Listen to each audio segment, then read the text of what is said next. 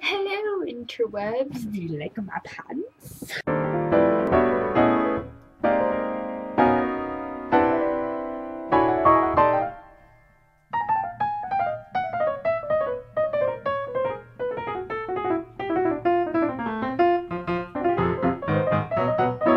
So today I'm going to do some not so shameless advertising. For my dad's book called Web Near Soup. He designed that cover himself. He took all the pictures and put it together because he's Philip Dennish, man of awesome. Okay, so the back of the blurb says, "The town of Boughton, a nice quiet place in which to live. The yards are neat and the people friendly.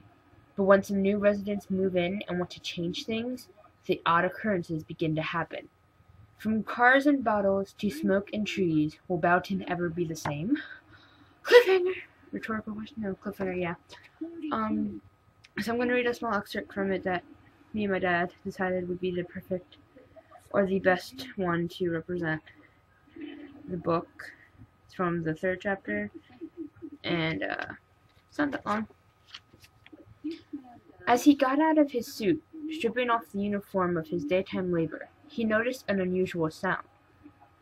The rain seemed louder than normal, was his passing thought as he pulled back the curtains and slid open the large glass door, stickered with flowers to keep helpless birds from crashing into it.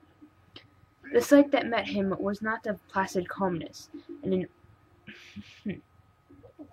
The sight that met him was not one of placid calmness in an orderly universe. Instead, it was an assault on every one of his senses.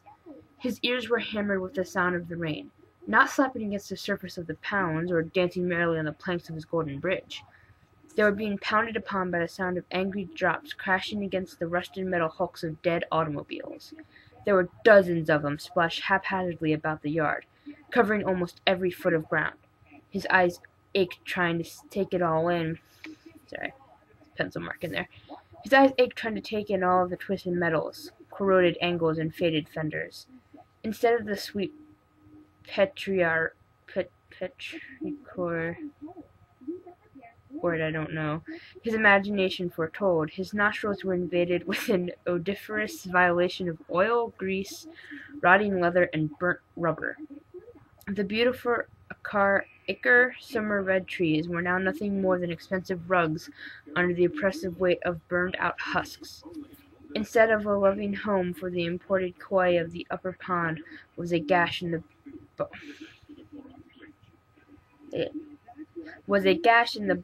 bosom of Mother Earth with the rear end of a 1978 country squire station wagon completely filling its depths.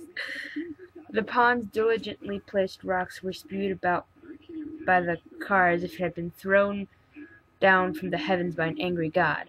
His gorgeous arched Oriental-style bridge had been crushed by a 1984 Saab that looked like it had been in any number of crashes prior to this one. A pair of Volkswagen Bugs, one faded yellow, the other bleached red, laid in customary repose on the boxwoods. He couldn't even see the rhododendrons as they were hit. I guess that's a type of flower. As they were hidden beneath the bulky expanse of a pickup truck, which itself was completely flattened out as if it was pulled midstream in its journey to the smelter.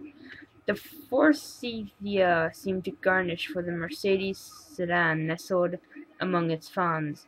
The car's surface slick and gleaming like a pig at a luau being roasted on the beach. So that's just a little excerpt from the 3rd chapter where things actually start to get interesting. The first 2 chapters are, the first chapter is completely irrelevant to the story. It's just kind of a little history on the town itself. Chapter 2 is relevant, but kind of boring. And then once you get past chapter 3, it's all really interesting. I haven't finished it yet, and I obviously have the inability to read my own father's writings because he uses really big words. He's got quite a vocabulary, I think he does.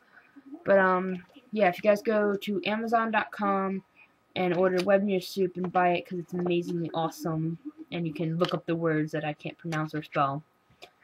And, he's making a Kindle version of it soon. If you guys have that, want that, that's gonna happen.